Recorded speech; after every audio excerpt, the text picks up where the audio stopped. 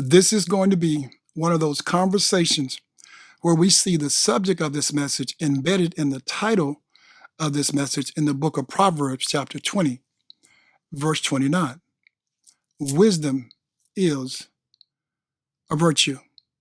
It's also a way of living when you think about it. It requires that we're more than just smart or having smart ideas or being knowledgeable.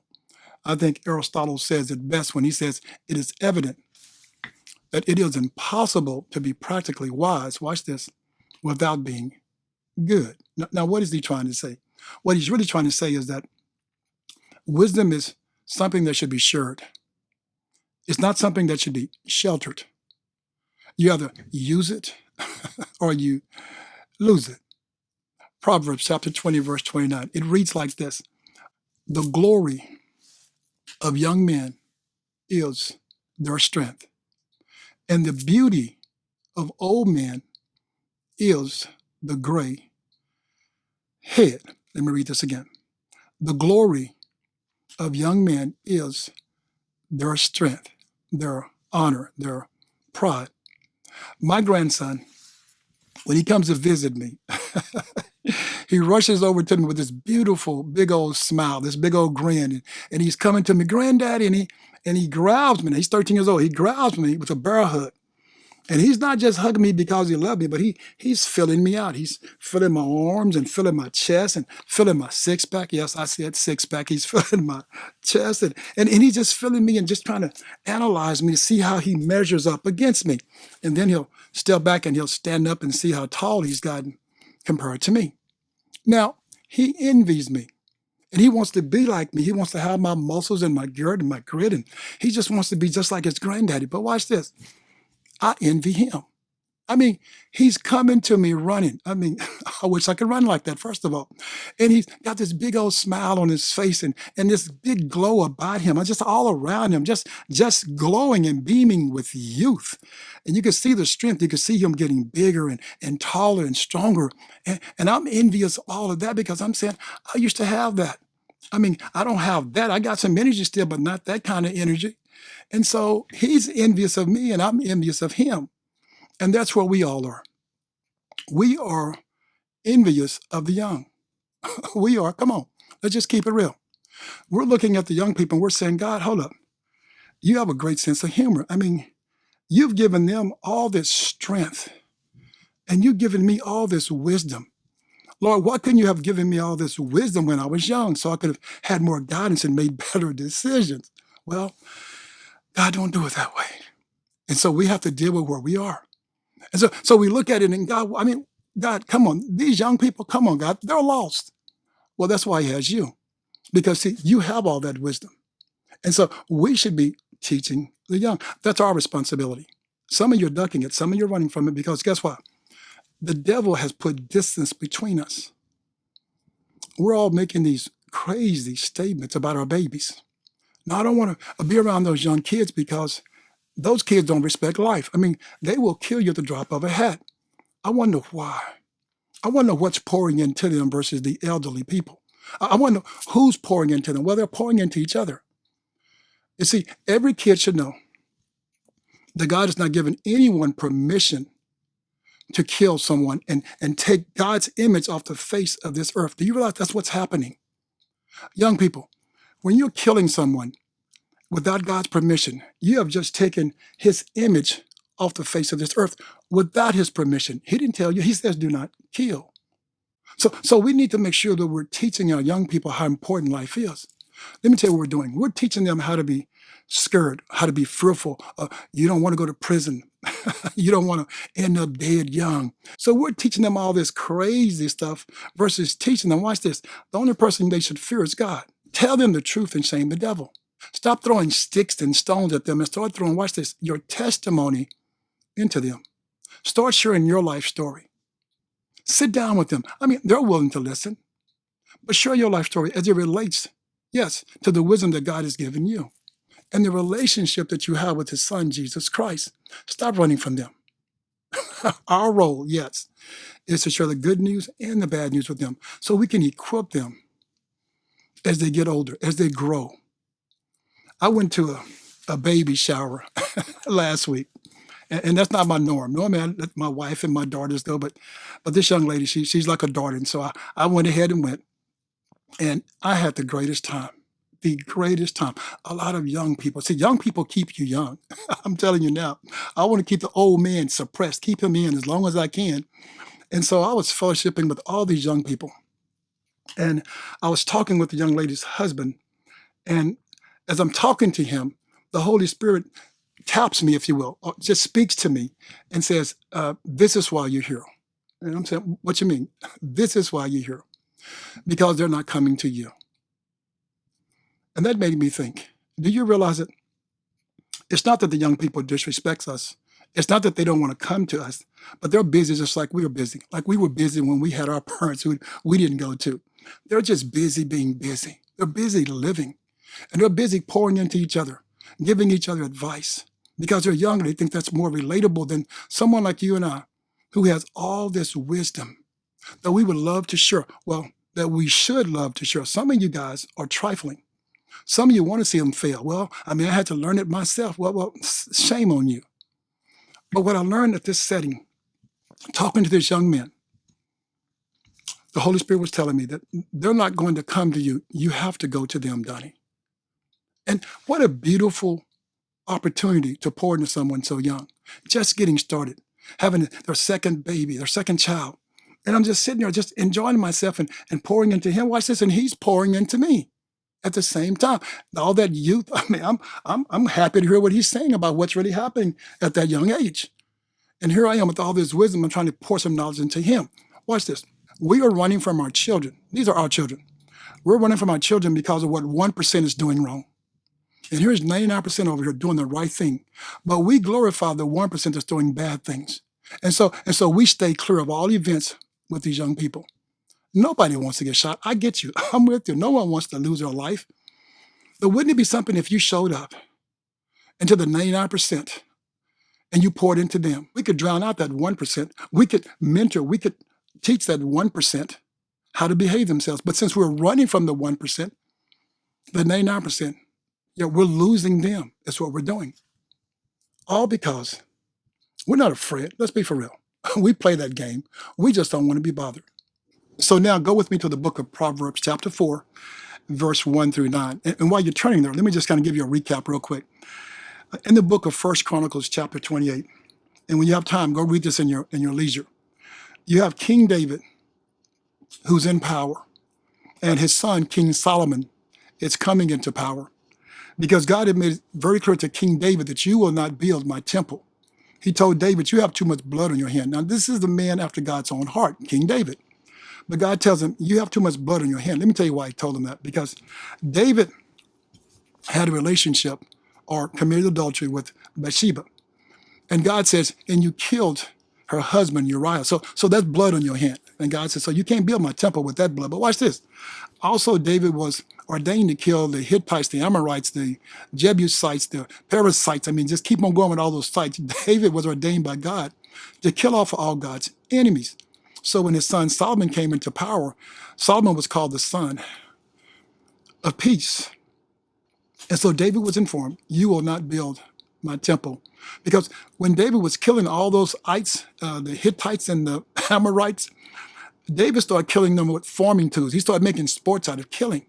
And so God made it clear, no, that's too much blood, David, on your hands. I want someone to have that kind of blood on their hands. So David asked this question, so since I can't build your temple, can I at least give Solomon some advice? Can I help him?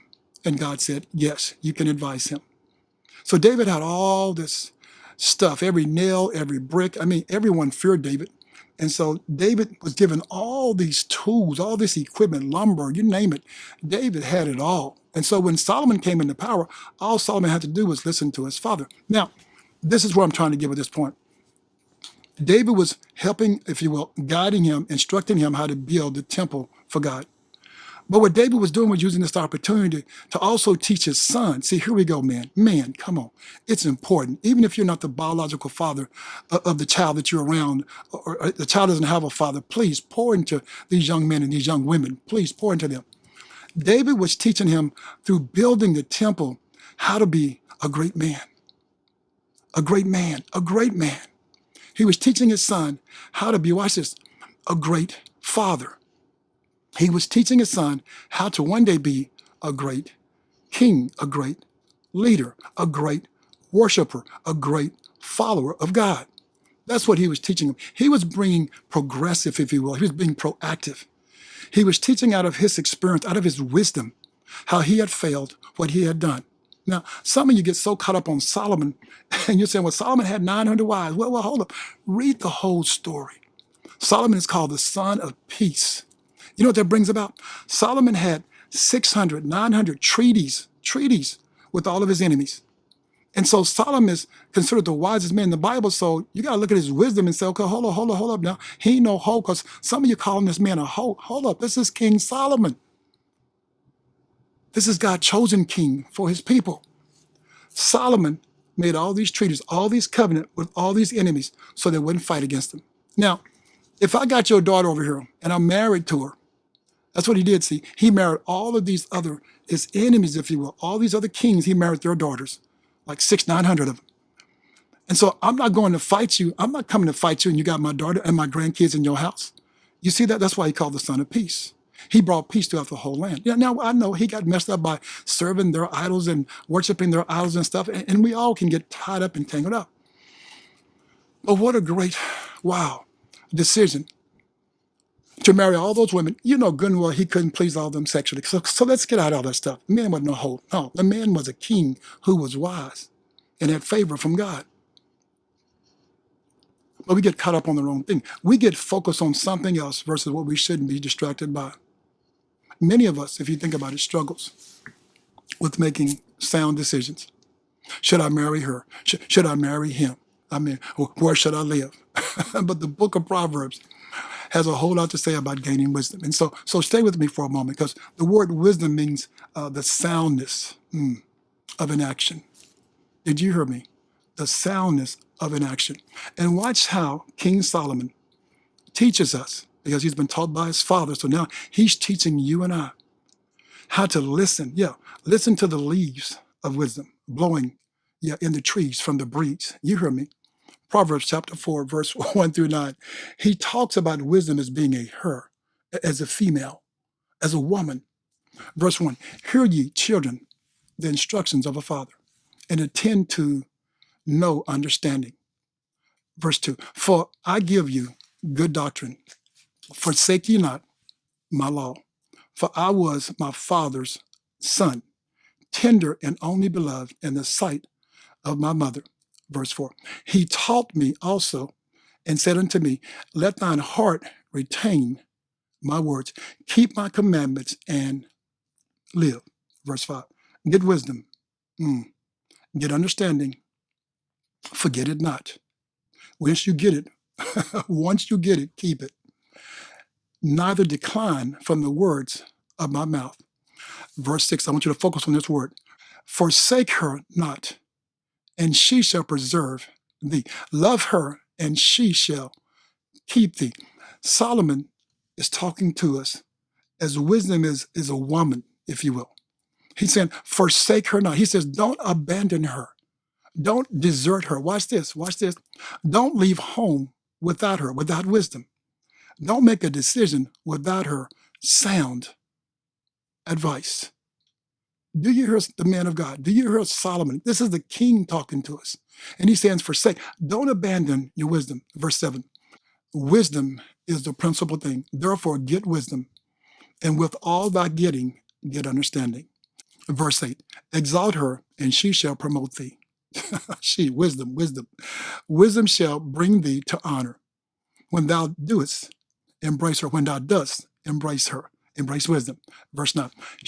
Wisdom shall give to thine head an ornament of grace. A crown of glory shall wisdom deliver to thee. The book of Proverbs chapter 31, verse 1 through 10. Now, we've all heard Proverbs 31. And we normally start at verse 10. Who can find a virtuous woman? Listen to King Lemuel's mother speak to her son. You just heard King David speaking to his son. Listen to this mother speaking to her son in verse 1, Proverbs 31, verse 1 through 10. The words of King Lemuel, the prophecy that his mother taught him. And mother, this is what every mother should teach her son. Please, mothers, take this and pour this into your son. What, my son, and what the son of my womb, and what the son of my vows? He's asking her a question, and here she is answering him. Give not thy strength unto women. Jesus, I wish someone would have taught me that a long time ago. Nor thy wage to that which destroyeth kings. See your child as a king. See your child as a prince. See your daughter as a princess. See her as a queen. See your children as leaders. It is not for kings, old meal. It is not for kings to drink wine, nor for princes, watch this, nor for prince strong drink, lest they drink and forget the law and pervert the judgment of any of the afflicted. She said, you can't afford to have a wrong decision made here. Not as the king. Give strong drink unto him that is ready to perish, and wine unto those that may be of heavy hearts, someone who's mourning, grieving. Let him drink and forget his poverty, and remember his misery no more. Open thy mouth for the dumb. She says, you got to speak up for some people. Being the leader, you got to speak up for some people. And so that's what we should be speaking up for these young children, for all these young people, these young adults. We should be pouring into them. And the cause of all such as are appointed to destruction. Open thy mouth, judge righteously. Yes, don't listen to politicians. Judge righteously and plead the cause of the poor and needy. Who can find a virtuous woman? That's what we're always asking. We just run right past that first part. And King Lemuel's mother is telling you who can find a virtuous woman, a virtuous man. She just told you what the requirements are, a virtuous man. King Lemuel's mother is teaching her son how to make wise decisions in his youth. Whew. Couldn't we have used this? Not to place his strength, yeah. Don't mess up your integrity. Don't mess up your morals. No, don't mess up your value system. And don't waste your time chasing these fleshly things, this worldly pleasure. That's what she's teaching him. In the book of Titus, chapter 1, we find that leadership has to be beyond reproach. And that's what she's teaching him. Much is given, much is required. We've been given so much, and there's so much required of each one of us. And for some of you, when you forsake and you ignore wisdom, let me tell you what you're doing. You're demonstrating how far you have your head stuck up in your own world. That's what you're demonstrating. Yeah. Don't forsake wisdom. Don't forsake soundness. In the book of James, chapter 1, verse 5 and 6, James makes this very clear. If any of you lack wisdom, let him ask God, who gives wisdom generously to all without reproach, and it will be given him. God doesn't make any decisions for us. No, he doesn't. He gives us this free will so that we can make all the decisions and we can make all the choices to love him freely. How many times have you purchased something? And after you purchased something and you got home and you only purchased it because you've seen someone else have something, and you get home and you're looking at the thing that you purchased and you realize you ain't feeling that thing, but it's too late because you've already bought it. You used no wisdom to purchase that thing. No. You're just jumping off of impulses, if you will, off of feelings. During this whole COVID season, there's been a great percentage of people going out and jumping off the deep end out of desperation, if you will, and making all these high-dollar purchases. And now they're frustrated of the decision they're made because, let's be for real, money's going to get tight. See, now after you make that purchase, guess what you're doing? You're running to God. And you're praying to God, God, help me out of this financial difficulties I put myself in, how I've overextended myself. That's why we have to be like King David, like King Solomon. We have to be like King Lemuel's mother. We have to be teaching our young people. I understand. Some of us are just simply reactive, and we're going to go do some stuff anyway, which is a recipe for trouble. But we have to teach the young. I'm so glad I went to that baby shower. I'm so glad I got a chance to pour into that young man. I'm so glad he got a chance to pour into me. That taught me something. That my job, my responsibility is to keep feeding the young. It's to keep pouring into them. It's not to overburden them, but it's definitely an opportunity for me to go and pour into them the word of God, the word of wisdom that I have inside of me, that you have inside of you. I pray that you take this challenge And don't let this opportunity pass you by. We need someone that we can talk to, someone who can pour into us, someone who we can rub some things against and rub some things off of, someone who's been through and done that. We can talk to them. They can talk to us. We can have an opportunity to have someone else speak life into us. I told you, wisdom is a virtue. And you use it or you're going to lose it. And young people, quit putting things off until tomorrow. Yeah, I'm going to do it another day. Well, hold up. Matthew 6:34 tells us that it tells you to refuse to worry about tomorrow because that's not promised to you. Yeah, that's God's business. And so your responsibility is to take care of today. Yeah, there is coming, listen to me, a day where there will be no more, watch this, wisdom in the land. There'll be no virtue in the land. There's coming a day where you can't go to God because you made a bad decision. And after the fact, you're running to him so that he can bail you out. So be proactive this day. Yeah, this day that you have, be proactive and confess with your mouth that Jesus Christ is Lord and believe in your heart that God has raised him from the dead. And guess what? You too shall be saved. Now, that's the best advice I can give anyone. You're talking about wisdom is a virtue. That's the best advice anyone can give anyone is to give your life to Jesus Christ. I pray that you use this sound message and that you edify God and that you bow before him and that you tell him that you want him to be your master. Yes, to be your Lord, to be your Savior. And he will enter you. And it would be the best decision you've ever made. You be blessed.